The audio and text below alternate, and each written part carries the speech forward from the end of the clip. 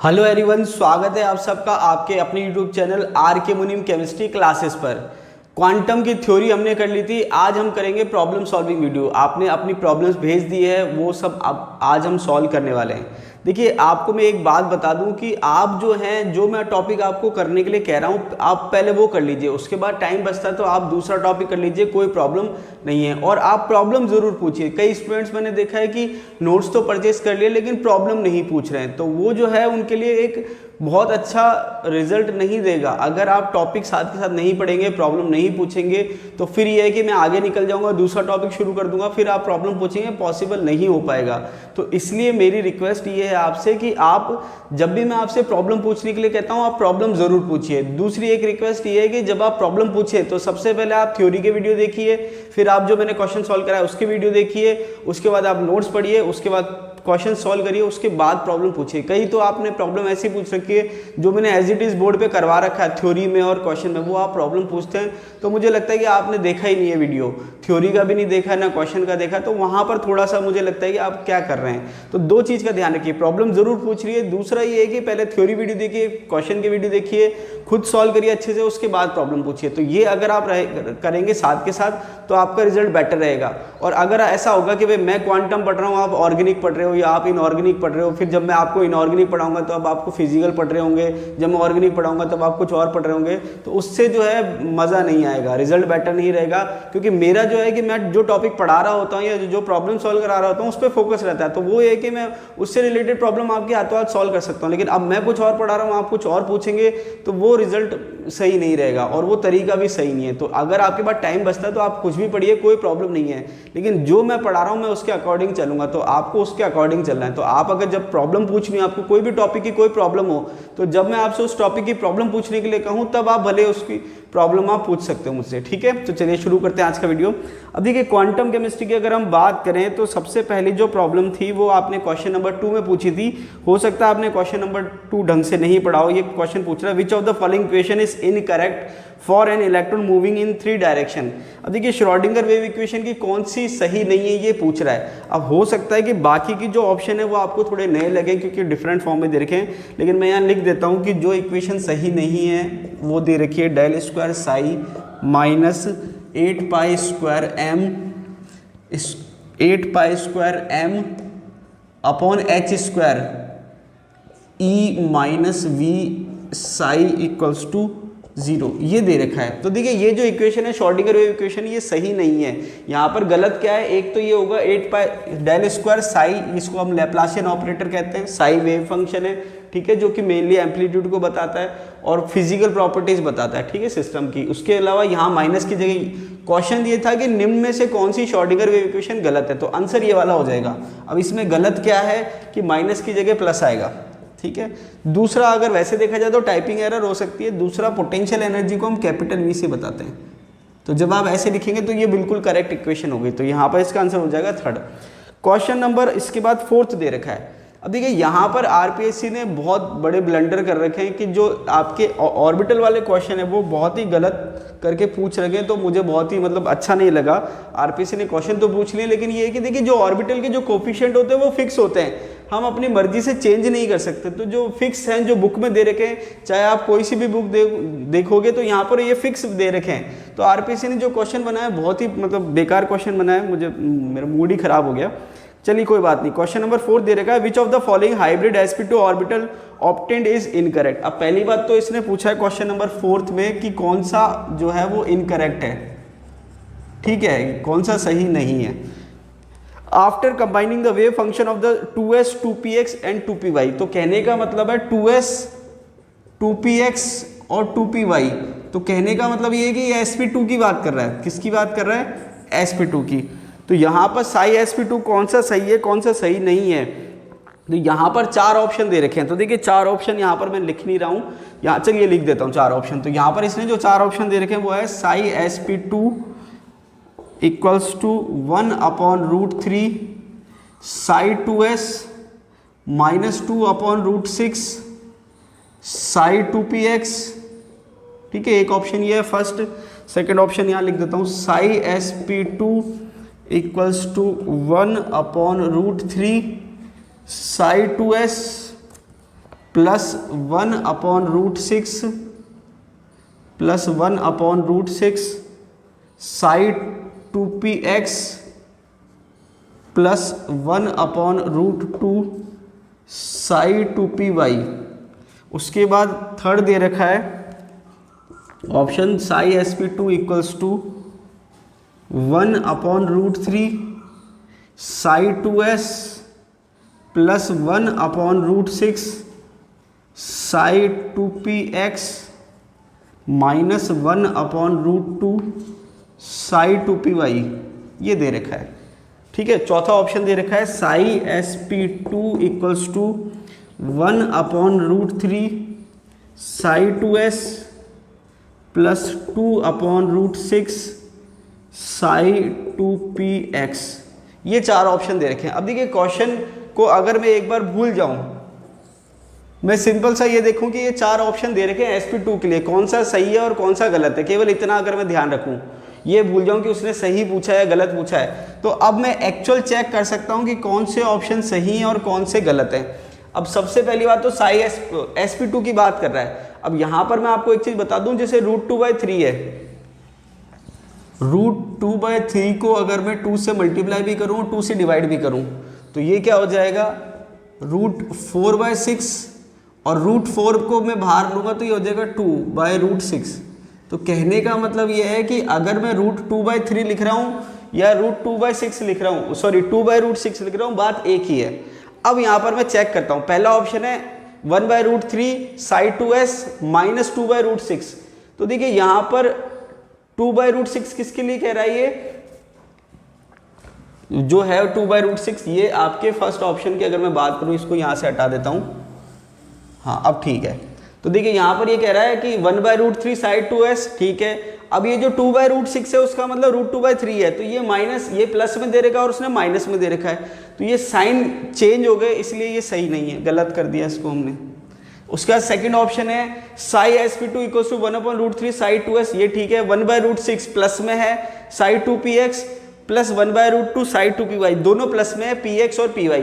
तो अब यहाँ पर अगर मैं देखूँ तो ये px प्लस में ये वाला है, और यहाँ पर ये 1/√6 जो है माइनस में है दोनों ऑप्शन में, जबकि इसमें दोनों में प्लस में दे रखे हैं, तो ये वाला ऑप्शन गलत हो गया और ये वाला ऑप्शन भी गलत हो गया। क्यों गलत हो गया, क्योंकि देखिए यहाँ पर ये माइनस है, ये गलत दे रखा है, यहाँ पर ये प्लस गलत दे रखा है और यहाँ पर ये प्लस गलत दे रखा है, ठीक है।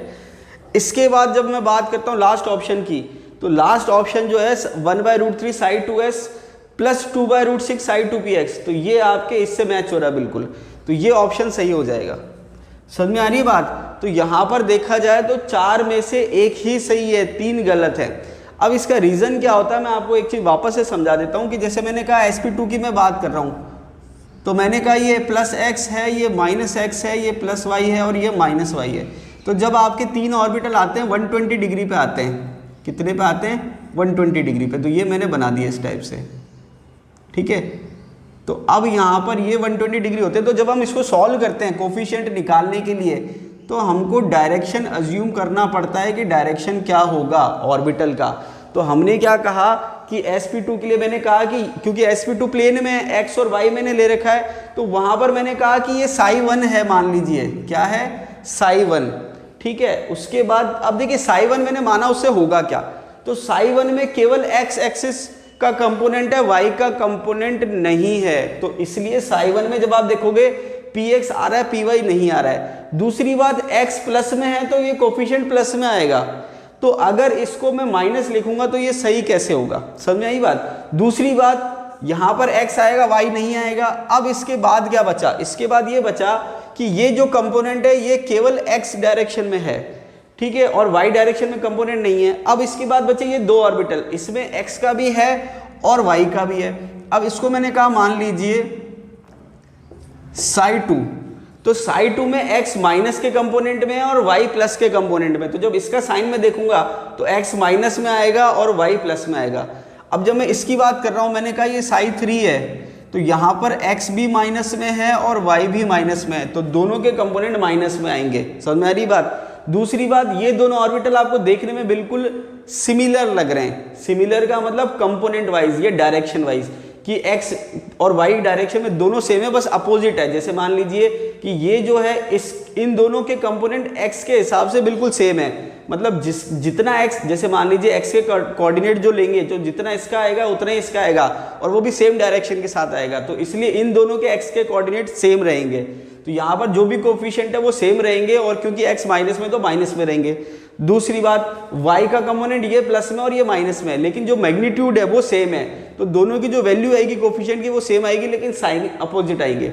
तो ये एक्चुअल तरीका होता है। अब यहाँ पर इसने मन मर्जी से साइन दे रखे हैं तो वो सही नहीं है। तो मैंने आपको एक्चुअल बता दिया कि जो 4 ऑप्शन है उसमें से साइन की वजह से ये गलत है, ये गलत है, ये गलत है और ये सही है। ठीक है, यहाँ पर ये होता है कि ये माइनस और प्लस होते हैं और माइनस होते तो फिर भी एक बार चल जाता है। जैसे मान लीजिए ये x वाला माइनस में, y वाला प्लस में, x वाला माइनस में, y वाला माइनस में, तो फिर भी हम सही मान लेते हैं। लेकिन इसने क्या करा, इसको प्लस दे दिया x को, तो वो चीज़ सही नहीं है। तो जो एक्चुअल तरीका है वो मैंने आपको बता दिया कि जो कोफिशिएंट होते हैं वो किस हिसाब से चलते हैं, प्लस माइनस का भी ध्यान रखना पड़ता है और मैग्नीट्यूड का भी ध्यान रखना पड़ता है। तो यहाँ पर मैंने आपको एक्चुअल समझा दिया, तो आपको कुछ नहीं करना, आपको ये याद करनी है इक्वेशन। अब इसके हिसाब से अगर नया क्वेश्चन आएगा तो हमको इसके अकॉर्डिंग ही चलना है स्ट्रिक्टली। पिछले जो क्वेश्चन थे आरपीसी ने इतने अच्छे नहीं दिए थे तो उसको हम छोड़ देते हैं। ठीक है, तो ये वाले इसमें आपके 3 ऑप्शन गलत है, 1 ऑप्शन सही है। ठीक है, इसको आप करेक्शन कर लेना, चाहो तो क्वेश्चन की लैंग्वेज में इसको इनकरेक्ट की जगह करेक्ट कर लो, तो वहां पर आंसर हो जाएगा 4th ऑप्शन। ठीक है, नेक्स्ट क्वेश्चन जो है 5th क्वेश्चन, इसको तो आप बिल्कुल ही काट दो। क्यों? क्योंकि इसने सारे कोफिशिएंट सेम दे रखे हैं जो कि पॉसिबल नहीं है। sp3 की बात कर रहा है नेक्स्ट क्वेश्चन 5th क्वेश्चन में। ये 5th क्वेश्चन की अगर बात करें तो sp3 की बात कर रहा है। अब देखिए sp3 की अगर मैं बात करूं तो कोफिशिएंट जो है 1/2 केवल s में है, 1/2 जो है वो किस में है, s में है। अब इसने सब में कोफिशिएंट 1/2 दे रखा है जो कि सही नहीं है, तो ये 5th क्वेश्चन तो बिल्कुल ही गलत है। इसके बाद नेक्स्ट क्वेश्चन है 7th, ये फिर भी ठीक है। यहाँ पर 7th क्वेश्चन फिर भी ठीक है, इसमें ज़्यादा गलती इसने नहीं की है। 7th क्वेश्चन में ये sp हाइब्रिड ऑर्बिटल की बात कर रहा है। किसकी बात कर रहा है?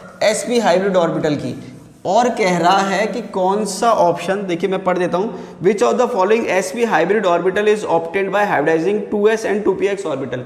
ये कह रहा है 2s और 2px ऑर्बिटल को जब हम हाइब्रिडाइज करेंगे तो कौन सा ऑर्बिटल मिलेगा। तो देखिए यहाँ पर sp के आपके पास 2 ही ऑप्शन है, 1/√2 साइड 2s, 1/√2 साइड 2p। ये आपके 2p की जगह आप चाहो तो इसको x लिख सकते हो। ठीक है, और ये हो जाएगा 1/√2 side 2s minus 1/√2 side 2px। तो इन दोनों में से जो भी ऑप्शन मिल जाएगा आपको वो सही होगा। तो आपके जो 4 ऑप्शन दे रखे हैं उसमें आपके जो 3rd ऑप्शन है साई sp, इसमें आप करेक्शन कर देना। मैंने साई sp2 कर दिया गलती से टाइप, तो यहाँ पर साई sp है, 4 ऑप्शन में sp2 टाइप करा हुआ है, उसमें आप साई sp कर लेना। ठीक है, करेक्शन कर लेना। और यहाँ पर जो 3rd ऑप्शन है वो मैं लिख देता हूँ 1/√2 Sai 2s minus 1/√2 Sai 2px। तो ये जो आपके है ये ऑप्शन सही है। तीसरा जो ऑप्शन दे रखा है ये सही है।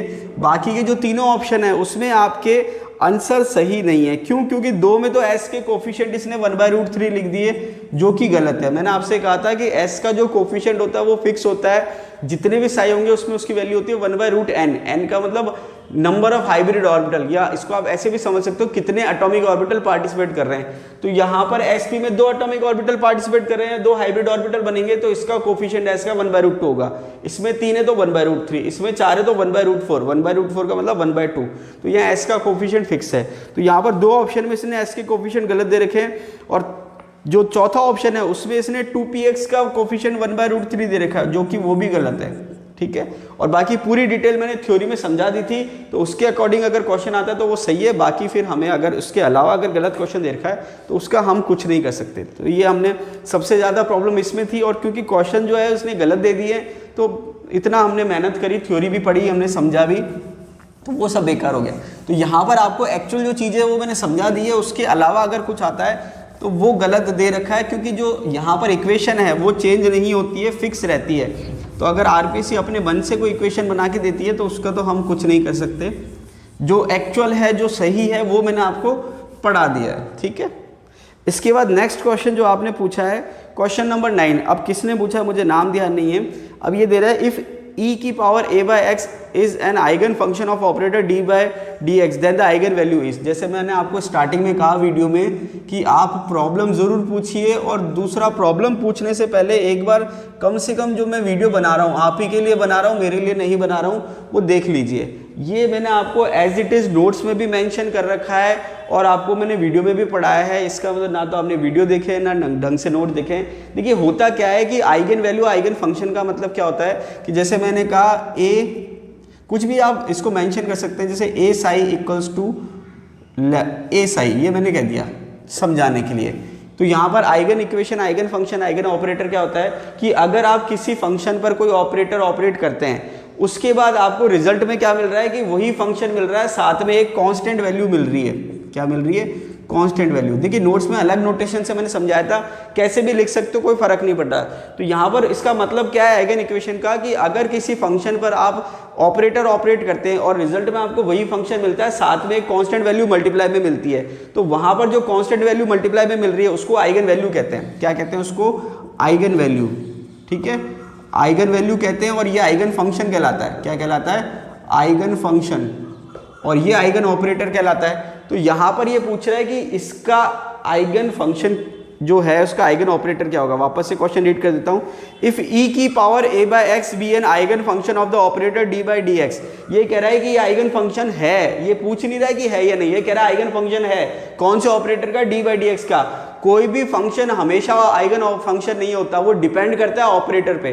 तो ये अगर आइगन फंक्शन है तो किसके लिए? ए ऑपरेटर के लिए। अब ये बी ऑपरेटर के लिए आइगन फंक्शन हो ऐसा जरूरी नहीं है। तो ये कह रहा है कि ये आइगन फंक्शन है और ये ऑपरेटर है, तो इसकी आइगन वैल्यू क्या होगी। तो देखिए यहाँ पर ये आपके एक तरह से डिफरेंशिएशन है। क्या है? डिफरेंशिएशन, जिसको हम हिंदी में अवकलन कह सकते हैं। तो ये आपको याद करने होते हैं कि फॉर्मूले एक तरह से। तो मैंने आपको बताया था कि डी बाई डी एक्स ई की पावर एक्स, तो जब इसको आप सॉल्व करेंगे तो क्या करना है कि जैसे ये होता है कि ई की पावर में जो भी है तो वो तो वैसा का वैसा आएगा। तो मैंने लिख दिया ई की पावर ए एक्स।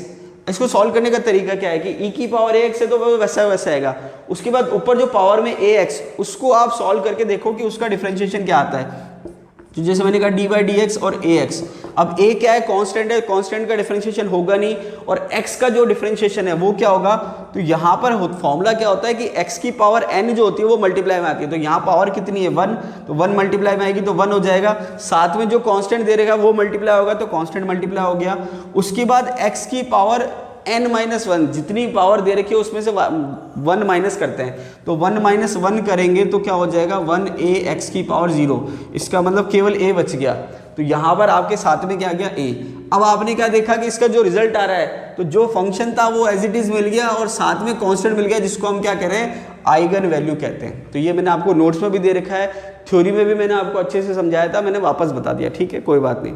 चलिए इसके बाद क्वेश्चन नंबर 11 दे रखा है। For which of the following orbitals radial wave function has a non zero and finite value. तो यहाँ पर मैं आपको बता देता हूँ रेडियल वेव फंक्शन का मतलब क्या है कि रेडियल, आपको ध्यान हो तो मैंने रेडियल नोड इस टाइप से पढ़ाया था। तो रेडियल वेव फंक्शन का मतलब ये है कि केवल वो डिस्टेंस की बात कर रहा है, एंगल की बात नहीं कर रहा। ठीक है, रेडियल वेव फंक्शन जो है वो किसकी बात कर रहा है? डिस्टेंस की बात कर रहा है, एंगल की बात नहीं कर रहा। तो यहाँ पर इसके रेडियल वेव फंक्शन के अलग अलग डायग्राम या ग्राफ कह सकते हो आप। इस टाइप से ग्राफ आता है 1s का, इसको आप साई कह सकते हो, इसको आप आर कह सकते हो। तो आपको ध्यान क्या रखना है कि यहाँ पर जो वैल्यू आएगी या ग्राफ आएगा, for which of the following orbital radial wave function has a non zero and finite value. Non zero होनी चाहिए और फाइनाइट होनी चाहिए। तो यहाँ पर इसका आंसर क्या होगा? 1s। देखिए ये आरपीएससी ने क्वेश्चन पूछ रखा है, एज इट इज मैंने क्वेश्चन डाल दिया है। अब ये मैं क्वेश्चन चाहूँ तो हटा भी सकता हूँ, लेकिन मैं इसलिए डाल देता हूँ कि बाय चांस अगर रिपीट हो जाए तो मान लीजिए आपको समझ में नहीं आया अच्छे से, क्योंकि बहुत ज़्यादा डिटेल में हमको नहीं जाना होता है, लेकिन आप इसको याद कर सकते हैं। तो इस टाइप के क्वेश्चन अगर एज इट इज रिपीट हो गए तो वहाँ पर फिर ये कि आप कम से कम उसको अटैम्प्ट कर सकते हैं, इसलिए इस टाइप के क्वेश्चन मैं डाल देता हूँ। ठीक है, नेक्स्ट क्वेश्चन है for Schrödinger equation for one direction. देखिए ये क्वेश्चन नंबर 11 था। अब मैं बात कर रहा हूँ क्वेश्चन नंबर 12 की। अब देखिए क्वेश्चन नंबर 12 क्या दे रहेगा? For Schrödinger equation for one direction the value of normalisation constant n is equal to. अब देखिए ये वाला भी आपको याद करना पड़ेगा। ये कह रहा है कि श्रोडिंगर इक्वेशन है वन डायरेक्शन में, तो उसका नॉर्मलाइजेशन कोफिशिएंट या नॉर्मलाइजेशन कांस्टेंट क्या होगा? For Schrödinger equation for one direction the value of normalisation constant n is equal to. तो यहाँ पर ये वाला भी आपको याद रखना है कि इसकी जो वैल्यू होती है वो होती है 1/√c Sai star Sai dx। तो ये जो वैल्यू है ये आपको याद रखनी है, ये होती है 1D के लिए और ये नॉर्मलाइजेशन कांस्टेंट की वैल्यू है। तो यहाँ पर जो ऑप्शन है सेकंड हो जाएगा, इस टाइप से टाइप करा हुआ है ब्रैकेट में साई स्टार साई dx की पावर हाफ, ये दे रखा है। तो यहाँ पर ये आपके रूट है और ये रूट के बाद ये इंटीग्रेशन में, ठीक है, इंटीग्रेशन है इसका। तो ये आपको याद करनी है, इसमें बहुत ज़्यादा देखिए क्योंकि कई चीज़ें फॉर्मूला बेस्ड है, तो फॉर्मूला तो फिर हमको याद नहीं करना, उसमें कोई थ्योरेटिकल कंसेप्ट हम बहुत ज़्यादा नहीं लगा सकते, ठीक है, तो लिमिटेशन हो जाती है हमारी। नेक्स्ट क्वेश्चन है क्वेश्चन नंबर 14। अब देखिए क्वेश्चन नंबर 14 कह रहा है the energy level of a particle of mass m in a box of length LR non quantized, quantize, similar, dissimilar. अब देखिए यहाँ पर आपको अगर ध्यान हो तो क्वांटाइज का कंसेप्ट मैंने आपको बताया था, जैसे बोर मॉडल में मैंने कहा था कि ये क्वांटम थ्योरी पे बेस्ड है। क्वांटम थ्योरी का मतलब क्या है कि एनर्जी की जो वैल्यू आ रही है या कोई भी वैल्यू, हम बेसिकली एनर्जी की बात कर रहे हैं, तो अगर कोई भी वैल्यू की फिक्स वैल्यू आएगी, जैसे हमने कहा 1 डायमेंशनल बॉक्स है किसकी बात करी हमने, 1 डायमेंशनल बॉक्स, तो उसका एक फॉर्मूला है n²h²/8ma² या l² कुछ भी आप कह सकते हो, ये हमने फॉर्मूले की बात करी। तो कहने का मतलब है वैल्यू फिक्स है हर एनर्जी लेवल की। जैसे मैंने कहा जैसे जैसे n की वैल्यू आप चेंज करोगे सॉरी, जैसे जैसे आप n की वैल्यू चेंज करोगे वैसे वैसे उसकी वैल्यू फिक्स आएगी फॉर्मूले की। तो कहने का मतलब है एनर्जी जो है क्वांटाइज्ड है। अब यहाँ पर ऑप्शन दे रखे हैं सिमिलर, डिसिमिलर, तो इससे आपको कंफ्यूज नहीं होना है, इसका आंसर होगा क्वांटाइज्ड। क्वांटाइज्ड का मतलब 1 डायमेंशनल बॉक्स में हर एनर्जी लेवल की वैल्यू फिक्स है, क्योंकि हम क्वांटम थ्योरी में 1D बॉक्स पढ़ रहे हैं, इसका मतलब वो क्वांटाइज्ड इसलिए पढ़ रहे हैं। तो चाहे बोर मॉडल की हम बात करें, चाहे हाइड्रोजन एटम की बात करें, या आप ऑसिलेटर की बात करो, या इसकी 1D बॉक्स की बात करो, इनकी एनर्जी क्वांटाइज्ड है। क्वांटाइज्ड का मतलब फिक्स वैल्यू है, ठीक है। नेक्स्ट है question number 17। The wave function of the particle lies in the region dash दे रखा है for determination of Schrodinger wave equation in 1 dimensional box. तो देखिए अगर आपको याद हो तो जो मैंने नोट्स में डायग्राम बनाया था वो इस टाइप से बनाया था, ठीक है। फिर मैंने कहा था कि यहाँ पर पोटेंशियल एनर्जी को हम 0 लेते हैं और वॉल पे और बाहर जो पोटेंशियल एनर्जी है वो इनफाइनाइट है, ठीक है। मतलब दीवार पर और उसके बाहर जो पोटेंशियल एनर्जी है वो इनफाइनाइट है, अनंत है, और अंदर पोटेंशियल एनर्जी 0 है। और मैंने कहा था ये है x = 0 से x = a। तो जो पार्टिकल है वो अंदर ही ट्रैवल करता है, मतलब यहाँ जाएगा फिर टकरा के वापस। देखिए इसको हम पोटेंशियल वेल भी कह देते हैं कई बार। पोटेंशियल वेल का मतलब क्या है कि जैसे ये मान लीजिए कमरा है, अब कमरे में मैं इधर भाग रहा हूँ, फिर ये दीवार आ गई तो मैं दीवार के आगे नहीं जा सकता, फिर मैं वापस इधर आ रहा हूँ। तो कहने का मतलब है कि जो मेरा जो मोशन चल रहा है वो इस कमरे के अंदर ही चल रहा है। तो वैसे इस पार्टिकल का जो मोशन चल रहा है वो यहाँ से यहाँ ऐसे चल रहा है ये, तो वो इस बॉक्स के अंदर चल रहा है। तो बॉक्स के अंदर चल रहा है मतलब उसकी रेंज क्या है, x जो है वो क्या है। अब देखिए इसकी ऑप्शन के अकॉर्डिंग मैं बात करूं तो x जो है, इसको इसने कैपिटल X से दे रखा है, x की जो वैल्यू दे रखी है वो है 0 से ज़्यादा और L से कम। तो यहाँ पर इसको आप ऐसे समझो कि इसने इसको 0 कह दिया और इसने इसको L कह दिया। तो अब यहाँ पर जो पार्टिकल की जो रेंज है वो क्या है, 0 से L के बीच में। मतलब वो पार्टिकल कहाँ पर एग्जिस्ट कर रहा है, 0 से L के बीच में, क्योंकि 0 पर तो दीवार है और L पर भी दीवार है, तो वहाँ तो एग्जिस्ट कर नहीं सकता। अब कई बार आपको कन्फ्यूजन जो हो रहा है वो ये हो रहा है कि x की वैल्यू 0 और L की वैल्यू और एंड x की वैल्यू L। इसका मतलब ये हुआ कि पार्टिकल दो जगह एग्जिस्ट कर रहा है, केवल कहाँ पर, वॉल पर।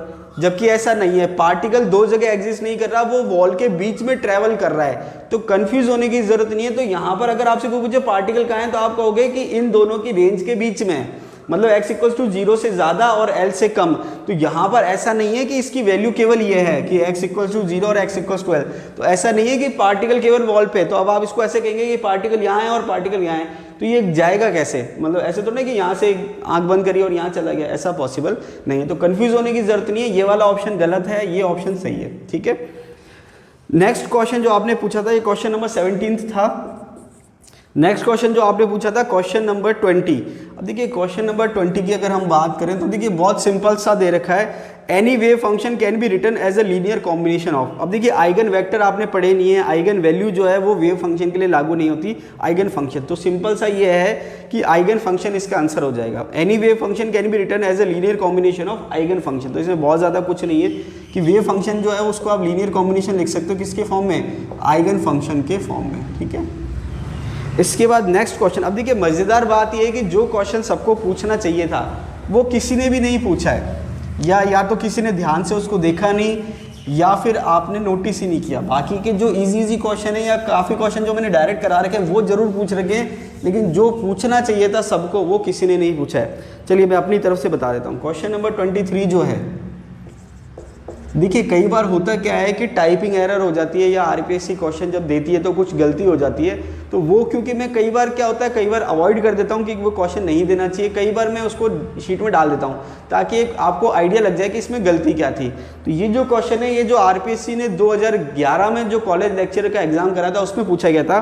Question number 23, the time dependent Schrodinger wave equation can be represented by, इसमें चारों ऑप्शन गलत दे रखे हैं, ठीक है। हालांकि आंसर की में आंसर 1 सही है, लेकिन एक्चुअल में देखा जाए तो चारों ऑप्शन गलत है। इसका रीजन क्या है, जो ऑप्शन 1 है वो दे रखा है H psi X T equals to iota H del psi X comma T upon del T. तो देखिए मैंने कहा था कि ये आप चाहो तो x और t नहीं भी शो करोगे तो कोई प्रॉब्लम नहीं है, तो केवल ये बता रहा है कि ये x का भी फंक्शन है और t का भी फंक्शन है। तो सिंपल शो करेंगे तो हम ये हटा सकते हैं। तो हम सिंपल क्या लिख सकते हैं, सिंपली चाहो तो आप इसको ऐसे भी लिख सकते हो H psi equals to iota H del psi by del T. अब ये फर्स्ट ऑप्शन सही दे रखा है। अब इसमें गलती ये है कि यहाँ पर h नहीं आएगा, यहाँ पर क्या आएगा, h क्रॉस या h कट आएगा, ठीक है। ये इसने गलती कर रखी है। तो वहाँ पर अगर ऑप्शन देखा जाए तो चारों ऑप्शन गलत हैं, लेकिन यहाँ पर एक्चुअल आंसर ये है। तो आपने नोटिस नहीं किया होगा, मैंने आपको बता दिया कि यहाँ पर फर्स्ट ऑप्शन सही है, लेकिन उसमें करेक्शन है कि ये h कट होगा। ये आरपीएससी ने सिंपल h ही दिया था, h कट नहीं दिया था। तो एज इट इज जो आरपीएससी ने दिया था मैंने वही क्वेश्चन डाल दिया है। बस यहाँ पर आपको ध्यान रखना है कि ये चारों ऑप्शन गलत है, सही ऑप्शन ये होगा। नोट्स में भी मैंने आपको दिखा रखा है time dependent Schrodinger wave equation क्या होगी। अब देखिए नेक्स्ट क्वेश्चन दे रखा है, question number 29, the eigen function of N electron is. अब देखिए एक चीज मैं आपको समझा दूं कि यहाँ पर जब हम फिजिकल सिस्टम की बात करते हैं तो आइगन फंक्शन, आइगन वैल्यू का मतलब जो उसकी रियल में एग्जिस्ट करती है उसकी बात करें। कहने का मतलब ये कि इलेक्ट्रॉन की अगर हम बात करें तो वहां पर उसके कोई भी फंक्शन की हम बात करें तो वो कुछ भी हो सकते हैं, लेकिन अगर मैं आइगन फंक्शन की बात कर रहा हूं मतलब जहां पर इलेक्ट्रॉन एक्चुअल में एग्जिस्ट करता है उसकी बात कर रहा हूं। तो यहां पर ये कह रहा है the eigen function of N electron is. तो इलेक्ट्रॉन वास्तव में जो एग्जिस्ट कर रहा है उसको हम कहते क्या है, तो इलेक्ट्रॉन जो क्लाउड होता है उसी को हम ऑर्बिटल कहते हैं। क्या कहते हैं, ऑर्बिटल। तो कहने का मतलब ये हुआ कि इलेक्ट्रॉन क्लाउड जो उसको ऑर्बिटल कहते हैं। तो इलेक्ट्रॉन के लिए आइगन फंक्शन क्या होगा, ऑर्बिटल। कौन सा, एटॉमिक ऑर्बिटल। तो ये कह रखा है the eigen function of N electron is, तो इसका आंसर होगा एन एटॉमिक ऑर्बिटल। तो कहने का मतलब ये कि आइगन फंक्शन, आइगन वैल्यू उसी के लिए होती है जो एक्सेप्टेबल होता है। एक्सेप्टेबल का मतलब इलेक्ट्रॉन का एक्सेप्टेबल अगर वेव फंक्शन है तो वो कौन सा है, एटॉमिक ऑर्बिटल, मतलब वो वहीं पर एग्जिस्ट कर रहा है। तो इसका आंसर हो जाएगा atomic orbital. Question number 29। Question number क्या था, 29। नेक्स्ट जो आपने क्वेश्चन पूछा है वो क्वेश्चन नंबर 33 है। अब देखिए क्वेश्चन नंबर 33 काफ़ी स्टूडेंट्स ने पूछा है, तो उसमें हुआ क्या है कि आप स्टार्टिंग की जो लैंग्वेज है उससे कंफ्यूज हो गए हैं। तो यहाँ पर अगर मैं इसको पढ़ दूँ, अगर the 1s orbital of hydrogen is of the form, इसने मेंशन कर दिया कि जो 1s ऑर्बिटल है वो हाइड्रोजन का किस फॉर्म में दे रखा है, 1/√π ब्रैकेट में 1/a माइनस या a नॉट की पावर 3/2 e की power -r upon a/0 where a0 is the boldest. तो इससे क्या है, आप कंफ्यूज हो गए कि ये क्या दे रखा है। अब ये आगे कह रहा है the probability of finding the electron at a distance r from the nucleus is given by. तो अगर आप केवल बाद का पार्ट पढ़ेंगे तो ये पूछ रहा है प्रोबेबिलिटी क्या होगी, प्रोबेबिलिटी क्या होगी। तो ये अगर आप देखेंगे तो नोट्स में मैंने प्रोबेबिलिटी बता रखा है कि साई तो होता है एटॉमिक ऑर्बिटल जो एम्पलीट्यूड को बताता है, साई स्क्वायर जो होता है मैंने आपको बताया था मेजर होता है कि मेजर करता है एटॉमिक ऑर्बिटल की प्रोबेबिलिटी को या हम कहें डेंसिटी को। एक्चुअल में जो प्रोबेबिलिटी उसके नोट्स में अगर आप देखोगे नीचे ही फॉर्मूला दे रखा था और एज इट इज फॉर्मूला यही था, साई स्क्वायर डॉट पाई r स्क्वायर dr। तो यहाँ पर आप देखेंगे कि जो प्रोबेबिलिटी का फॉर्मूला दे रखा है नोट्स में वो यही दे रखा है। स्टार्टिंग की लैंग्वेज से आपको कंफ्यूज होने की जरूरत नहीं है। तो जो प्रोबेबिलिटी का फॉर्मूला है वो यही है, तो ये आंसर हो जाएगा। तो शुरू की जो लैंग्वेज उससे आप कंफ्यूज हो गए, उससे परेशान होने की जरूरत नहीं है। इलेक्ट्रॉन की जो डेंसिटी की प्रोबेबिलिटी है ये उसको हम इससे मेजर करते हैं, ठीक है। Next question 34, if the uncertainty in the position of electron is 0 what is the uncertainty in the momentum. देखिए ये मैंने आपको थ्योरी वीडियो में अच्छे से समझा दिया था, अनसर्टेनिटी प्रिंसिपल जिसमें मैंने पढ़ाया था। तो वहां पर मैंने बताया था कि हाइजेनबर्ग अनसर्टेनिटी प्रिंसिपल क्या है, पोजीशन और मोमेंटम। पोजीशन और मोमेंटम क्या है, uncertainty in the position of electron is 0 what is the uncertainty in the momentum. देखिए ये मैंने आपको थ्योरी वीडियो में अच्छे से समझा दिया था, अनसर्टेनिटी प्रिंसिपल क्या है, पोजीशन और मोमेंटम। का जो मल्टीप्लाई होता है वो ग्रेटर देन इक्वल टू होता है h/4 पाई। इसका मतलब ये है कि अगर आप एक को ज़्यादा एक्यूरेटली, ये इसमें क्या है, अगर x एक्यूरेट है तो डेल x की वैल्यू कम होगी, और अगर p एक्यूरेट है तो डेल p की वैल्यू कम होगी। तो कहने का मतलब है अगर आप किसी चीज़ को एक्यूरेटली मेजर करोगे, प्रिसाइसली मेजर करोगे, तो उसके डेल की वैल्यू कम हो जाएगी। तो अगर मान लीजिए मैं दोनों में जो आपके जो अनसर्टेनिटी है उसका मल्टीपल इतना या इससे ज़्यादा होना चाहिए, तो अगर मैं एक को एक्यूरेटली मेजर करूंगा तो दूसरे की एक्यूरेसी क्या हो जाएगी, कम। अब मैंने अगर इसको 100% एक्यूरेट मेजर कर दिया एक को, तो दूसरे की जो एक्यूरेसी है वो 0 हो जाएगी, या हम कहेंगे कि अगर ये 0 है तो ये इनफाइनाइट हो जाएगा, और अगर ये 0 है तो ये इनफाइनाइट हो जाएगा। ये मैंने आपको थ्योरी वीडियो में बता दिया था, ठीक है। नेक्स्ट क्वेश्चन जो आपने पूछा है ये था क्वेश्चन नंबर 34। नेक्स्ट क्वेश्चन जो आपने पूछा है वो क्वेश्चन नंबर 38। अब देखिए मैंने आपसे कहा है कि आप कम से कम क्वेश्चन पूछने से पहले वीडियो देख लीजिए। अब क्वेश्चन दे रखा है the normalise wave function for the particle in 1 dimensional box. 1D box के लिए नॉर्मलाइज वेव फंक्शन क्या होगा। तो देखिए यहाँ पर मैंने आपको थ्योरी में भी बता दिया था, वीडियो पढ़ाया था जब, और नोट्स में भी मेंशन है कि जो 1D बॉक्स के लिए जो वेव फंक्शन दे रखा है वो दे रखा है √2/a sin n pi x upon a। अब हो सकता है लिखने का तरीका अलग हो, n pi upon a bracket में वो x बाहर हो, कोई फर्क उससे नहीं पड़ रहा। तो यहाँ पर नॉर्मलाइज वेव फंक्शन अगर कोई पूछता है तो ये आंसर हो जाएगा, और अगर यहाँ पर नॉर्मलाइजेशन कांस्टेंट कोई पूछता है तो आंसर होगा √2/a। तो ये मैंने आपको नोट्स में भी दे रखा है और थ्योरी वीडियो में भी मैंने आपको बता दिया था। चलिए कोई बात नहीं। नेक्स्ट क्वेश्चन जो आपने पूछा है वो है question number 42। The normalise wave function which of the following is true. तो देखिए नॉर्मलाइजेशन की कंडीशन मैंने आपको बता रखी है, साई स्टार साई dx या d आप कुछ भी कह सकते हैं, डिपेंड करता है कि वो उसकी डायमेंशन कितनी दे रखी है, इसकी वैल्यू 1, या इसको आप उल्टा भी लिख सकते हैं साई साई स्टार i और i, Sai Sai star dx या d इक्वल्स टू 1। अब यहाँ पर बस ये दे रखा है कि इसने dx d की जगह नोटेशन चेंज कर दिया, उससे कोई फर्क नहीं पड़ा, तो यहाँ पर फोर्थ आंसर हो जाएगा। तो नॉर्मलाइजेशन कांस्टेंट के लिए आप देखोगे कि इक्वल टू 1 दे रखा होता है, तो यहाँ पर एक ही ऑप्शन में दे रखा है, उसने नोटेशन x और d की जगह इस तरीके से लिखा हुआ है। तो अब जैसे क्वेश्चन में पूछा गया था मैंने एज इट इज लिख दिया। नेक्स्ट क्वेश्चन है विच of the following equation is true for orthogonal. Orthogonal में वैल्यू 0 आनी चाहिए इक्वल टू, ये भी मैंने आपको बता रखा है, तो ये तो क्वेश्चन पूछने का कोई सेंस ही नहीं है, ठीक है। Question number 45। तो देखिए मैंने, अगर आपको ध्यान हो तो मैंने बताया था कि जो डबल डिफरेंशियल इक्वेशन होती है, अब उसको आप सिंपल फॉर्म में कहें या क्वांटम के फॉर्म में कहें, उसका मैंने आपको बताया था कि जो सॉल्यूशन होता है, कॉमन सॉल्यूशन होता है, वो मैंने आपको बता दिया था। वो इसीलिए बताया था कि ये क्वेश्चन आएगा। तो या तो आप वीडियो नहीं देख रहे या फिर आप क्या कर रहे हैं मुझे समझ में नहीं आ रहा। आप जो है रेगुलर वीडियो देखिए, पूरा देखिए, तब तो ये है कि आपको चीज़ें समझ में आएगी, वरना आप ये सोच रहे कि नोट्स लेने से हमारा काम हो जाएगा। तो अगर ऐसा होता तो फिर दुनिया सेलेक्ट हो जाती। क्यों? क्योंकि मार्केट में मटेरियल की कोई कमी नहीं है। मेन चीज़ है कि सही समय पे समझना, सही स्ट्रेटेजी बनाना, सही प्रैक्टिस करना, तब जाके हम सिलेक्ट होते हैं। तो उसका आप ध्यान रखिए। तो देखिए नेक्स्ट जो क्वेश्चन है, the general solution of Schrodinger equation. तो श्रोडिंगर इक्वेशन डबल डिफरेंशियल के फॉर्म में ही दे रखी है, तो मैं इसको लिख देता हूँ d² psi upon dx² plus 8 pi square me upon h² psi equals to 0।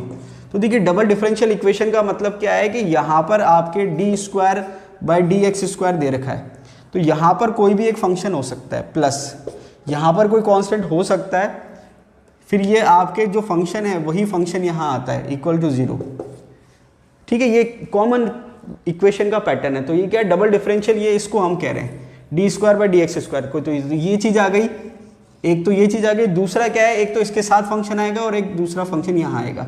ये कांस्टेंट हो भी सकता है और नहीं भी हो सकता। तो इसका जो कॉमन सॉल्यूशन है वो आपको मैंने बताया था, साई x दे रखा है equals to a cos kx plus b sin kx, ये इसका कॉमन सॉल्यूशन है। अब इसको मैं श्रोडिंगर के फॉर्म में लिखूँ या सिंपल, एक क्वेश्चन और भी है जिसमें d² y upon dx² plus Y इस टाइप से दे रखा है, उसका आंसर भी यही आएगा, ठीक है। तो यहाँ पर आंसर आ जाएगा A, first option, psi equals to a cos kx plus b sin kx। इसके बाद क्वेश्चन नंबर 47। अब देखिए क्वेश्चन नंबर 47 क्या कह रहा है, among the following element the wavelength of incident radiation corresponding to threshold energy required for rejection of the electron shall be highest for. तो देखिए सिंपल सी बात ये है कि मैंने आपको फोटो इलेक्ट्रिक इफेक्ट पढ़ाया था, उसमें मैंने कहा कि ये फोटोन आता है, इस पर पड़ता है और ये इलेक्ट्रॉन बाहर निकल जाता है। फिर इसकी हमने इक्वेशन लिखी थी कि H nu equals to H nu nought plus half mv²। तो यहाँ पर मैंने आपसे कहा था कि ये जो इंसिडेंट फोटोन है उसकी जो एनर्जी है वो हम प्लांक के फॉर्मूले के हिसाब से एच न्यू बता रहे हैं। इस इलेक्ट्रॉन को निकालने के लिए जो मिनिमम एनर्जी चाहिए होती है, जिसको हम न्यू नॉट या फाई से बताते हैं, उसका फॉर्मूला होता है एच न्यू नॉट। क्या होता है? H nu not. तो मैंने कहा था कि H nu not work function है, हिंदी में कहते हैं कार्यफलन, मतलब कम से कम ऊर्जा जिससे वो फोटो इलेक्ट्रिक इफेक्ट शो करे, या हम कहें कि यहाँ से फ्री हो जाए। तो अब यहाँ पर क्या है कि अगर किसी मेटल के लिए, अलग अलग मेटल दे रखे हैं, किसी मेटल के लिए अगर एनर्जी ज़्यादा चाहिए, फ्रीक्वेंसी ज़्यादा चाहिए, तो वेवलेंथ क्या चाहिए? कम। और अगर किसी मेटल के लिए एनर्जी कम चाहिए, फ्रीक्वेंसी कम चाहिए, तो वेवलेंथ क्या चाहिए? ज़्यादा। तो अब आपको केवल ये चेक करना है कि कौन से मेटल के लिए ज़्यादा एनर्जी चाहिए होती है या कौन से मेटल के लिए कम एनर्जी चाहिए होती है। तो मैंने आपसे कहा था कि जो फोटो इलेक्ट्रिक इफेक्ट है वो मेनली कौन शो करता है? Alkali metal. Alkali metal show करते हैं। और जो डी ब्लॉक के मेटल हैं वो फोटो इलेक्ट्रिक इफेक्ट शो नहीं करते, या ट्रांजिशन मेटल जो है फोटो इलेक्ट्रिक इफेक्ट शो नहीं करते। उसका रीज़न क्या है कि एल्कली मेटल जो है फोटो इलेक्ट्रिक इफेक्ट शो कर रहे हैं। इसका मतलब ये हुआ कि उनके लिए जो कार्यफलन है उसकी एनर्जी कम है, इसलिए शो कर रहे हैं। और जो डी ब्लॉक है वो शो क्यों नहीं कर रहे हैं? क्योंकि इसकी जो कार्यफलन है वो ज़्यादा है, इसका कार्यफलन कम है। इसका मतलब इसकी जो फ्रीक्वेंसी चाहिए, थ्रेशोल्ड फ्रीक्वेंसी, वो कम होगी, लेकिन वेवलेंथ जो है वो ज़्यादा होगी। इसके लिए क्योंकि ये आपके वर्क फंक्शन ज़्यादा है, तो यहाँ पर ये जो है ये ज़्यादा होगी और ये जो है ये कम होगी। तो कहने का मतलब है, ये कह रहा है सबसे ज़्यादा थ्रेशोल्ड फ्रीक्वेंसी वेवलेंथ की वैल्यू, तो सबसे ज़्यादा थ्रेशोल्ड की ज़्यादा किसकी होगी? जो आसानी से फोटो इलेक्ट्रिक इफेक्ट शो कर रहा है। आसानी से कौन शो करेगा? Alkali metal. तो देखिए ऑप्शन दे रखे निकिल, निकिल, नाइट्रोजन, सोडियम और नायोबियम। तो आंसर हो जाएगा सोडियम। तो कहने का मतलब है जो आसानी से फोटो इलेक्ट्रिक इफेक्ट शो कर रहा है उसके लिए वर्क फंक्शन की वैल्यू कम है, थ्रेशोल्ड फ्रीक्वेंसी की वैल्यू कम है, लेकिन थ्रेशोल्ड वेवलेंथ की वैल्यू क्या होगी? ज़्यादा होगी। ठीक है, तो ये आपको सॉल्व हो जाएगा, कंसेप्चुअल क्वेश्चन था। क्वेश्चन नंबर 48 दे रखा है, an electron is moving with the velocity 6.62 × 10⁶ metre पर second, its de Broglie wavelength will be. अब देखिए डी ब्रॉगली इक्वेशन दे रखी है सिंपल सी, और इसमें केवल वैल्यू पुट करके आपको क्वेश्चन सॉल्व करना है। अब यहाँ पर एक चीज़ ये है कि h की वैल्यू ये आपको दे हमेशा कोई ज़रूरी नहीं है, इसलिए मैंने आपको स्टार्टिंग में कहा था कि h जो है प्लांक कांस्टेंट, उसकी वैल्यू आपको याद होनी चाहिए। एटॉमिक स्ट्रक्चर में भी हमने पढ़ा है, यहाँ पर भी आपके प्लांक कांस्टेंट आता है, तो आपको h की जो वैल्यू है वो याद होनी चाहिए। बस यहाँ पर टिपिकल जो है वो ये चीज़ कर सकता है कि वो यूनिट कन्वर्जन करवा ले आपसे। तो देखिए यहाँ पर ये कह रहा है इलेक्ट्रॉन की वेलोसिटी दे रखी है, क्या दे रखी है? वेलोसिटी 6.62 × 10⁶ मीटर पर सेकेंड, ये इसने दे रखी है वेलोसिटी। और यहाँ पर इसने इलेक्ट्रॉन का मास भी दे रखा है। अच्छी बात ये है इसने इलेक्ट्रॉन का मास भी दे रखा है, अगर नहीं भी देता तो भी आपको याद होना चाहिए। ठीक है, वो अगर मान लीजिए उसकी जगह में होता तो हो सकता है मैं इलेक्ट्रॉन का मास भी नहीं देता। अब यहाँ पर फॉर्मूला क्या होता है डी ब्रॉगली वेवलेंथ का? N electron is moving with the velocity this, it's de Broglie wavelength will B. तो लैम्डा इक्वल्स टू h/mv। अब इसमें क्या करना है? इसमें कुछ नहीं करना, h की वैल्यू रखो, m की वैल्यू रखो, v की वैल्यू रखो, सॉल्व कर दो। अब मेन चीज़ ये है कि आपको जो चीज़ दे रखी है वो कौन सी यूनिट में दे रखी है, और आंसर जो है वो कौन सी यूनिट में है। तो आंसर जो है वो मीटर में दे रखा है। आंसर किस में दे रखा है? मीटर में। तो यहाँ पर आपको यूनिट कन्वर्जन भी नहीं करना। अब h की जो वैल्यू है वो होती है 6.62 × 10⁻34 जूल इंटू सेकेंड। अब देखिए जूल इंटू सेकेंड जो है वो आपके MKS यूनिट में चलती है। MKS, M का मतलब मीटर किलोग्राम सेकेंड, समझ में आ रही बात? तो यहाँ पर जूल इंटू सेकेंड है, मीटर किलोग्राम सेकेंड। तो अगर बाकी सारी चीज़ें इसी यूनिट में तो कोई प्रॉब्लम ही, यूनिट कन्वर्जन भी नहीं करना। ये आपने वैल्यू रखी और m की वैल्यू रखी, किलोग्राम में है, इसकी वैल्यू रखी और सॉल्व कर दीजिए, इसका आंसर आ जाएगा। तो आपको कुछ नहीं करना है, यूनिट कन्वर्जन भी नहीं करना है, आपको केवल वैल्यू पुट करनी है और सॉल्व करना है। अब जोड़ बाकी गुणा भाग तो देखो वो मैं आपको नहीं समझा सकता या वो नहीं सिखा सकता, वो आपको ही करना है। ठीक है, चलिए नेक्स्ट क्वेश्चन जो दे रखा है, नेक्स्ट क्वेश्चन है question number 51। A particle of mass m is constrained to move in a one dimensional box. ये कह रहा है कि वन डायमेंशनल बॉक्स है जिसकी विड्थ चौड़ाई जो है वो l है। क्वेश्चन नंबर 51 की बात कर रहे हैं, ठीक है। क्वेश्चन नंबर 51 की बात हो रही है। A particle of mass m is constrained to move in one dimensional box of width l, its unit is in unit of. ये कह रहा है किस यूनिट में, मतलब इसमें h square upon M L square, इस यूनिट की बात कर रहा है। किसकी बात कर रहा है? H square upon M L square की। The energy change involve in the transition. अब ये कह रहा है कि जो ट्रांजिशन है वो n इक्वल्स टू 4 से n इक्वल्स टू 3 हो रहा है, या इसको कैसे भी कहते हैं, एनर्जी चेंज कह रहा है। ये क्या कह रहा है? एनर्जी चेंज, एनर्जी चेंज पूछ रहा है। अब यहाँ पर देखिए प्लस माइनस का चक्कर नहीं है, जैसे हमने एटॉमिक में देखा था कि एब्जॉर्प्शन हो रहा है या एमिशन हो रहा है, क्योंकि उसने प्लस माइनस के फॉर्म में नहीं पूछा है, केवल वो मैग्नीट्यूड की बात करना चाह रहा है। किसकी बात करना चाह रहा है? मैग्नीट्यूड की। तो मैं यहाँ आपको बता दूं, एनर्जी का जो फॉर्मूला है वो है N square H square upon 8 M L square, कुछ भी कह दीजिए। यहाँ पर इसने एल दे रखा है तो एल स्क्वायर कह देते हैं। अब ये जो पूछ रहा है इसने कहा है यूनिट में, कौन सी unit? H square upon M L square. तो H square upon M L square इसने अलग कर दिया, ठीक है, इसको अलग कर दिया हमने। अब बचा क्या? N square upon 8।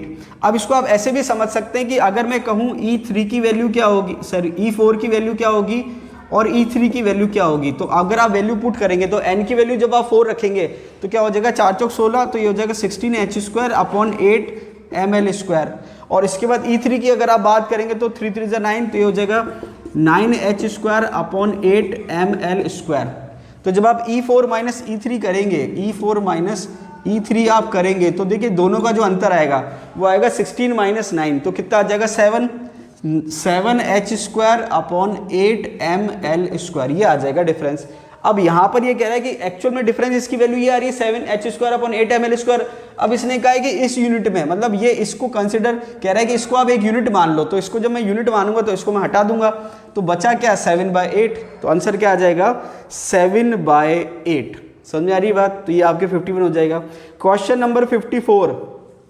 अब देखिए यहाँ पर वही क्वेश्चन है आपके lambda equals to H upon M V. बस यहाँ पर क्या है, ये क्वेश्चन फिर भी ठीक है क्योंकि यहाँ पर यूनिट कन्वर्जन पूछ रखा है इसने। कैसे पूछ रखा है? The wavelength associated with a 10 gram bullet. अब देखिए यहाँ पर तो मास किलोग्राम में था, अब इसने जो बुलेट है, अब ये किसकी बात कर रहा है? बुलेट की। तो बुलेट का जो मास है वो दे रखा है 10 ग्राम, ठीक है। इसके बाद ये कह रहा है moving with the velocity, velocity जो दे रखी है वो दे रखी है 10⁵ सेंटीमीटर। अब देखिए इसके सॉल्व करने के दो तरीके हैं। आपको पता है h की जो वैल्यू होती है वो होती है 6.62 इंटू 10⁻34 जूल इंटू सेकेंड। तो या तो आप ये देखिए MKS में, या तो आप इसको CGS में कन्वर्ट कर लो, क्योंकि जूल जो होता है उसकी अर्ग में यूनिट होती है। ये तो MKS में है और ये होती है अर्ग, तो जूल बराबर होता है 10⁷ अर्ग।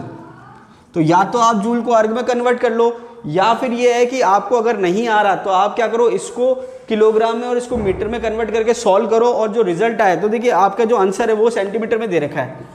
तो या तो आप क्या करो, आपको नहीं आता कन्वर्ट करना तो इसको जूल में रहने दो, इसको किलोग्राम में कन्वर्ट करो, इसको मीटर में कन्वर्ट करो, फिर आंसर निकालो मीटर में, उसके बाद उसको सेंटीमीटर में कन्वर्ट करो। या फिर आप क्या करो, सीधे सीधे lambda equals to H upon M B. H की वैल्यू क्या है? 6.62 इंटू 10⁻34।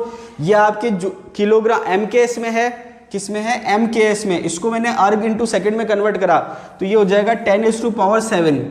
अब ये आपके CGS में आ गया। CGS का मतलब सेंटीमीटर, CGS का मतलब है सेंटीमीटर, ग्राम और सेकंड, ठीक है।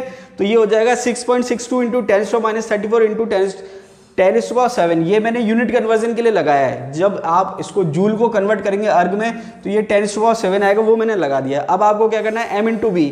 M आपको ग्राम में लिखना है और V आपको किस में लिखना है? सेंटीमीटर पर सेकंड में, सेंटीमीटर पर सेकंड में लिखना है। तो यहाँ पर अब आपका जो आंसर आएगा वो सेंटीमीटर में आएगा डायरेक्ट। तो या तो आप इसको ऐसे सॉल्व कर लीजिए, या फिर आप इसको ऐसे कैसे रखते और इसको किलोग्राम में और इसको मीटर पर सेकंड में रखते, और जो आंसर आता है वो मीटर में आता है, उसको आप चेंज करते सेंटीमीटर में। तो जब आप इसको सॉल्व करेंगे तो आपका आंसर आ जाएगा। तो कहने का मतलब है यहाँ इसने यूनिट कन्वर्जन की बात करी है। तो यहाँ पर दो तरीके हैं कि या तो आप h को जो है जूल इंटू सेकेंड की जगह अर्ग इंटू सेकेंड कर लो, उसके लिए आपको क्या करना है? 10⁻7 से मल्टीप्लाई करना है। तो जब आप 10⁻34 को 10⁻7 से मल्टीप्लाई करेंगे तो ये हो जाएगा 10⁻, तो देखिए प्लस इसमें 7 कम हो जाएगा तो ये हो जाएगा 27। तो यहाँ पर या तो आप ऐसे याद कर लीजिए कि जब आपको सेंटीमीटर में दे रखी है और ग्राम में दे रखी वैल्यू, तो इसकी वैल्यू आपको -27 अर्ग इंटू सेकेंड लेनी है, ठीक है। तो ये आपका सॉल्व हो जाएगा। इसके बाद नेक्स्ट क्वेश्चन जो है वो है question number 56। Double differential equation है, सॉल्यूशन पूछ रहा है a cos kx plus b sin x, ठीक है। k नहीं दे रखा है, x दे रखा है, तो उसके फॉर्म में आंसर आ जाएगा, ठीक है, कोई प्रॉब्लम नहीं है। k दे रखा है तो अच्छी बात है, नहीं दे रखा तो भी कोई दिक्कत नहीं है। तो ये मैंने आपको बता दिया है कि जब डबल डिफरेंशियल इक्वेशन होगी तो उसका आंसर किस फॉर्म में आएगा। तो देखिए डबल डिफरेंशियल इक्वेशन इसमें दे रखी है d² y ब्रैकेट में x upon dx² plus Y X equals to 0। तो मैंने कहा था यहाँ कोई कांस्टेंट भी हो सकता है, साथ में नहीं भी हो सकता है, कोई फर्क उससे नहीं पड़ता। तो यहाँ पर इसका सॉल्यूशन हो जाएगा a cos x plus b sin x, ये इसका सॉल्यूशन हो जाएगा क्वेश्चन नंबर 56, ठीक है। तो यहाँ पर ये श्रोडिंगर वेव इक्वेशन की फॉर्म में भी पूछ रखा है और सिंपल भी पूछ रखा है। नेक्स्ट क्वेश्चन है question number 57। When two operator a and b are applied to a function the operator are said to commute when. तो देखिए ये मैंने आपको थ्योरी में नहीं पढ़ाया था, कम्यूटेशन एक कंडीशन होती है ऑपरेटर की, तो वहाँ पर इसका जो आंसर है वो हो जाएगा A B F X equals to B A F X. अब देखिए यहाँ पर इसका मतलब क्या है, इसका मतलब ये है कि जब हम ऑपरेटर ऑपरेट करते हैं किसी फंक्शन पे, तो यहाँ पर ये इसका मतलब क्या है कि मैंने कहा कि ये कोई फंक्शन है, ये क्या है, कोई फंक्शन है। अब इस पे जब मैं ऐसे लिख रहा हूँ ए बी फंक्शन एक्स, तो वहाँ पर इसका मतलब क्या है कि पहले इस फंक्शन पे बी ऑपरेट होगा, उसके बाद जो रिजल्ट आएगा उसके बाद आपको ए को ऑपरेट करना है। यहाँ पर उल्टा दे रखा है कि पहले जो फंक्शन है उस पर ए ऑपरेट होगा, उसके बाद ऑपरेट कौन करेगा, बी। तो अगर इनका दोनों का रिजल्ट सेम आता है तो वो कम्यूटेशन की कंडीशन को फॉलो कर रहा है, और रिजल्ट सेम नहीं आता तो कम्यूटेशन की कंडीशन को फॉलो नहीं कर रहा। इसको हम सिंपल लैंग्वेज में समझना चाहे तो हम ऐसे समझ सकते हैं कि जब हम ऑपरेशन का सीक्वेंस चेंज करते हैं और रिजल्ट में कोई चेंज नहीं आता तो कम्यूटेशन की कंडीशन फॉलो हो रही है, और अगर हम ऑपरेशन का सीक्वेंस चेंज कर रहे हैं लेकिन रिजल्ट चेंज होता है तो वो कम्यूटेशन की कंडीशन नहीं होती। इसको मैं समझाने के लिए आपको बता दूं कि 2+3 करूं या 3+2 करूं, बात एक ही आएगी, 5 और 5। लेकिन अगर 2-3 करूं और 3-2 करूं तो रिजल्ट सेम नहीं आएगा। 2 में से 3 घटाऊंगा तो -1 आएगा, और 3 में से 2 घटाऊंगा तो 1 आएगा। या फिर इसको आप ऐसे समझ लो, 6 × 2 करूं तो भी 12 आएगा, 2 × 6 करूं तो भी 12 आएगा, लेकिन 6 डिवाइडेड बाय 2 करूं या 2 डिवाइडेड बाय 6 करूं, आंसर सेम नहीं आएगा। इसका आंसर 3 आएगा और इसका आंसर आएगा 1/3। तो कहने का मतलब है कि दोनों का सीक्वेंस चेंज करने पर रिजल्ट सेम रहा तो कम्यूटेशन की कंडीशन फॉलो हो रही है, लेकिन सीक्वेंस चेंज करने पर रिजल्ट सेम नहीं रहा तो कम्यूटेशन की कंडीशन फॉलो नहीं हो रही है। तो ध्यान रखना कि दोनों ऑपरेटर का जो सीक्वेंस है वो अलग अलग रखने पर रिजल्ट बराबर आ रहा है तो कम्यूटेशन की कंडीशन फॉलो हो रही है। नेक्स्ट क्वेश्चन है question number 58। If work function of a metal be this, what is the value of threshold frequency. अब देखिए वर्क फंक्शन जो है, वर्क फंक्शन क्वेश्चन नंबर ये दे रखा है 58। तो देखिए 58 जो क्वेश्चन है उसमें कुछ नहीं दे रखा, वर्क फंक्शन कार्यफलन दे रखा है। कार्यफलन को आप W0 से या फाई से बता सकते हो, जिसका फॉर्मूला होता है h/0। क्या होता है, h/0। अब ये पूछ रहा है कि वर्क फंक्शन दे रखा है तो थ्रेशोल्ड फ्रीक्वेंसी क्या होगी। तो देखिए थ्रेशोल्ड फ्रीक्वेंसी का फॉर्मूला क्या हो जाएगा, W/h, W0/h। तो वर्क फंक्शन आपको दे रखा है, h की वैल्यू दे रखी है, इसको सॉल्व कर लीजिए। अब इसमें डिवाइड करना और कुछ नहीं करना, आपको समझ में आई बात।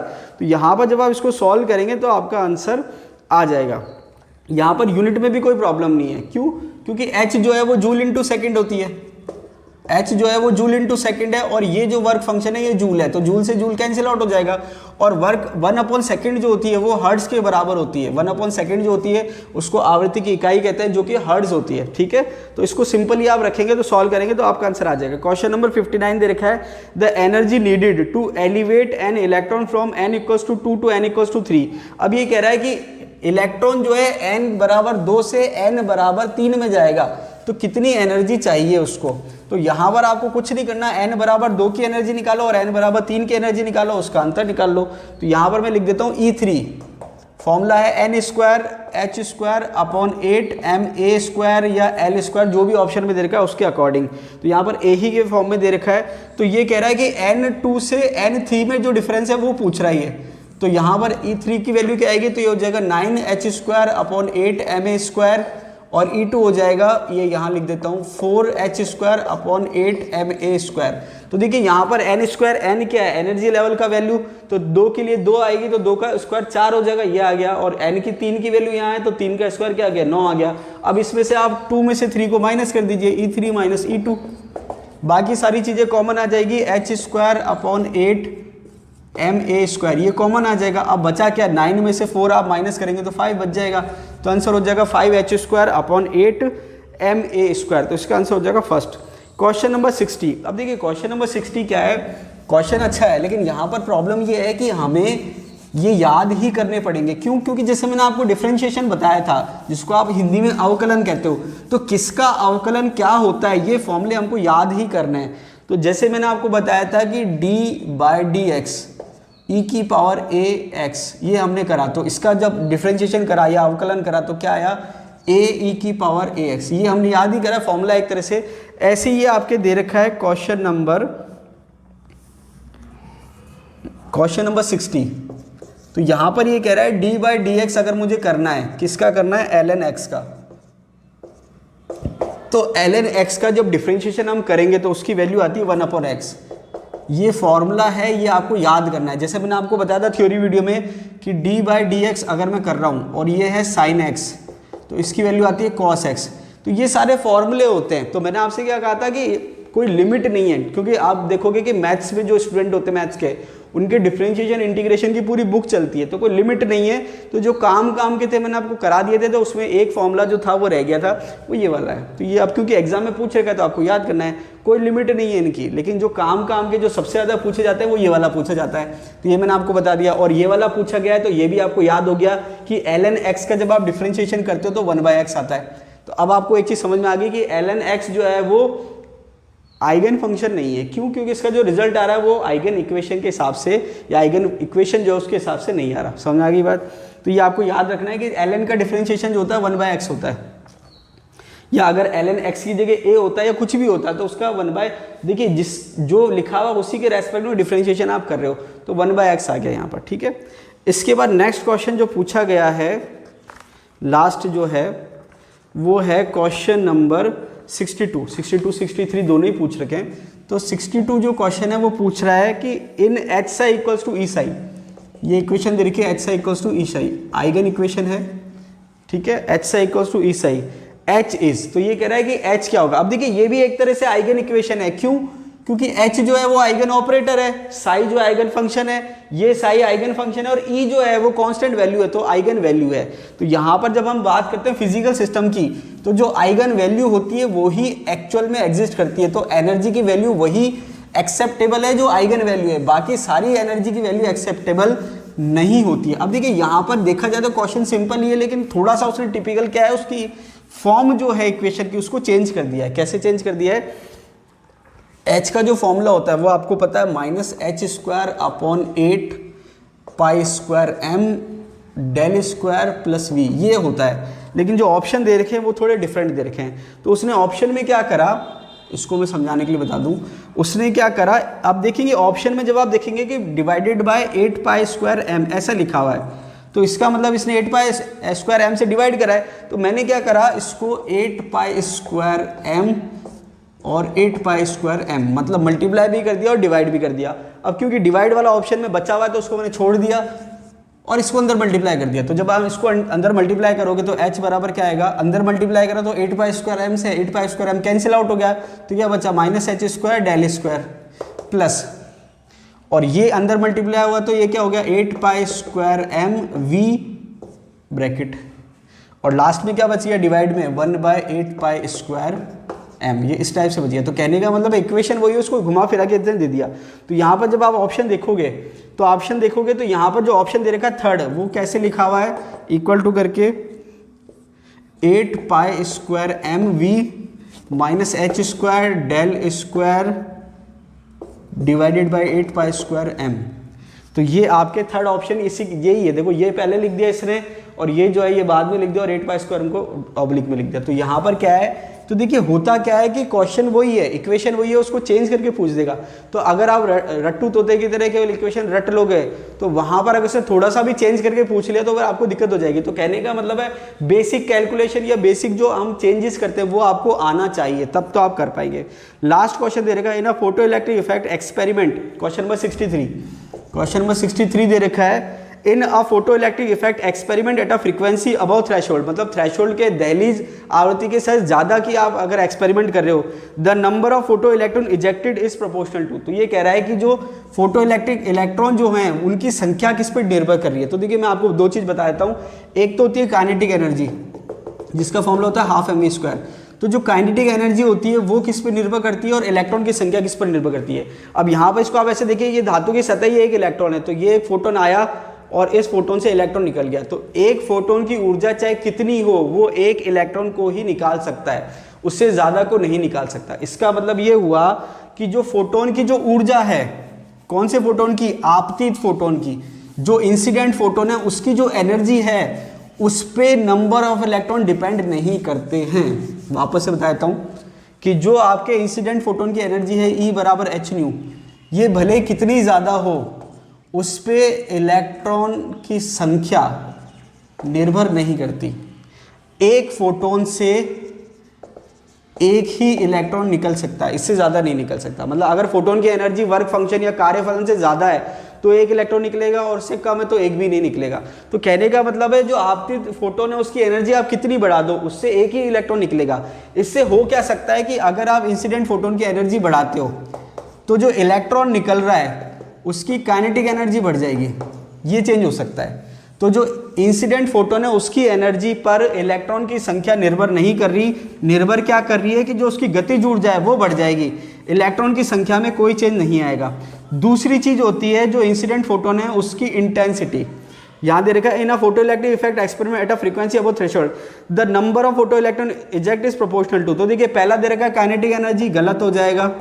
दूसरा दे रखा है पोटेंशियल एनर्जी, इसका भी कोई मतलब नहीं है। तीसरा दे रखा है फ्रीक्वेंसी ऑफ इंसिडेंट लाइट, तो देखिए फ्रीक्वेंसी बढ़ाने से काइनेटिक एनर्जी चेंज हो रही है, ये भी गलत है। चौथा दे रखा है the number of photons hit the sample, number of photons. तो यहां पर क्या है कि अगर एक फोटोन आप हिट करोगे तो एक इलेक्ट्रॉन निकलेगा, तो जितने ज्यादा फोटोन हिट करोगे उतने ज्यादा इलेक्ट्रॉन निकलेंगे। तो यहां तो इसने फिर भी इजी टर्म दे रखी है, नंबर ऑफ फोटोन लिख रखा है, तो यहां पर फोटोन की संख्या ज्यादा होगी तो जो इलेक्ट्रॉन निकलेंगे वो ज्यादा होंगे। यहां पर नंबर ऑफ फोटोन की जगह वो लिख सकता था इंटेंसिटी ऑफ लाइट। क्या लिख सकता था? इंटेंसिटी ऑफ लाइट,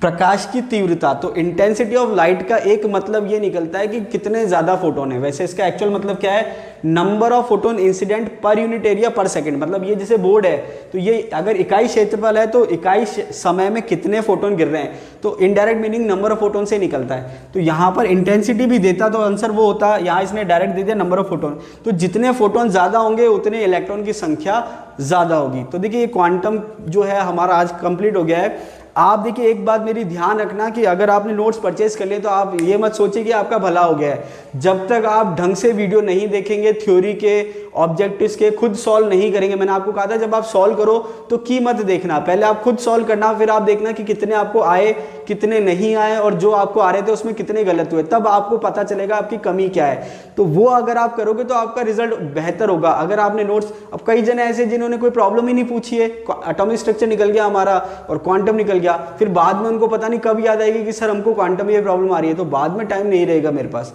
अब आपको क्या करना है, ये क्वांटम कंप्लीट हो गया, अब थर्मोडायनेमिक्स जो है वो आप 3-4 दिन के अंदर मुझे प्रॉब्लम पूछ लीजिए, उसके बाद मैं आपको वीडियो सॉल्व कराऊंगा, क्वेश्चन जो है वो सॉल्व कराऊंगा। लेकिन एक बात का ध्यान रखना कि जब क्वेश्चन आप पूछो उससे पहले आप थ्योरी वीडियो देख लेना अच्छे से, और जो मैंने क्वेश्चन सॉल्व करा है वो वीडियो देख लेना, नोट्स पढ़ लेना, अपनी तरफ से पूरा एफर्ट लगाना, उसके बाद पूछना, तब तो मजा भी आएगा। वरना आपने क्या करा, मेहनत ही नहीं करी, खुद ने बस देखा अच्छा ये नहीं आ रहा चलो पूछ लो, अरे ये नहीं आ रहा पूछ लो। पूछने में कोई बुराई नहीं है, लेकिन पहले आप अपना एफर्ट लगाओ। क्यों? क्योंकि अगर मैं मेहनत करूंगा उससे आपका रिजल्ट इतना बेटर नहीं आएगा जब तक आप खुद मेहनत नहीं करोगे।